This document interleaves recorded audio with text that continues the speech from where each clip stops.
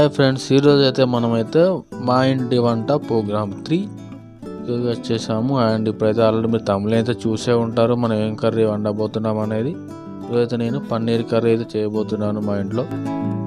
మా డాడీ అయితే first time ఒకసారి హోటల్లో ఏదో తిన్నాడట, మళ్ళీ ఈరోజు ఏదో గుర్తుకు వచ్చి చేయరా అంటే నేను చేస్తున్నాను. చూడండి, ఎంజాయ్ చేయండి. అలాగే మీరు కూడా మీ ఇంట్లో ట్రై చేయండి ఈ పన్నీర్ కర్రీని.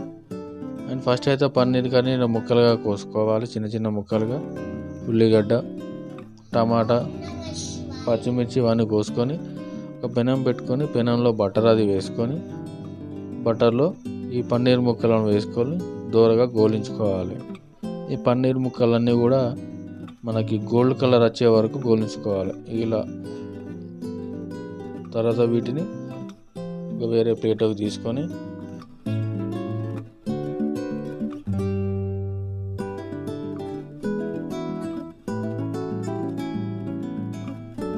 మళ్ళీ ప్యాన్లో ఆయిల్ పోసుకొని అందులో బిర్యానీ ఆకు, దాల్చిన చెక్క, లవంగాలు, ఇలాచీలు వేసుకొని గోలించుకోవాలి. తర్వాత కొద్దిగా జీలకర్ర, ఇప్పుడు ముందుగా కోసి పెట్టుకున్న టమాటా ముక్కలు, ఉల్లిగడ్డ ముక్కలు ఇవి దూరగా గోలించుకోవాలి.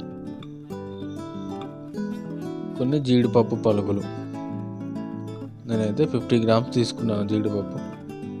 ఇవన్నీ దూరగా వేగాక తర్వాత వీటిని ఒక మిక్సర్ జార్లోకి తీసుకొని మెత్తగా గ్రైండ్ చేసుకోవాలి మిక్సీలో.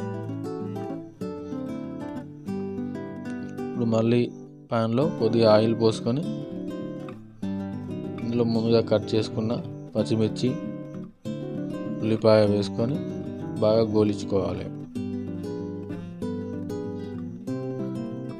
ఇలా గోలుతున్న సమయంలో పసుపు వేసుకొని కలుపుకోవాలి.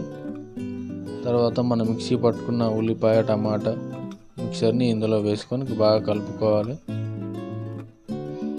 ఇందులో కాస్త వాటర్ పోసుకొని కలుపుకోవాలి చిక్కదనానికి. తర్వాత ఇప్పుడు ఇందులో కారం, ఉప్పు,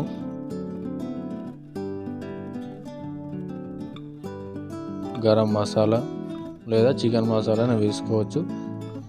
తర్వాత ధనియాల పొడి ఇవన్నీ వేసుకొని బాగా కలుపుకోవాలి. ఇలా కలుపుకున్న దాంట్లో మనం ముందుగా బటర్లో వేయించి పెట్టుకున్న పన్నీర్ ముక్కలను వేసుకోవాలి. మంటను స్లిమ్లో పెట్టుకోవాలి, పెద్దగా పెట్టుకుంటాం గిన్నె అడుగంటుతుంది, మాడిపోతుంది. కాబట్టి చిన్నగా పెట్టుకొని మెల్లగా కలుపుకోవాలి. ఇలా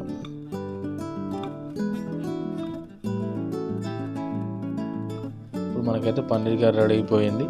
చివరిలో గార్నిష్కి కొత్తిమీర వేసుకొని సర్వ్ చేసుకుంటే మంచి రుచికరమైన paneer butter masala curry ready అయిపోతుంది. ఇది అన్నంలోకి కానీ చపాతీలోకి కానీ తినేయచ్చు. Bye bye friends.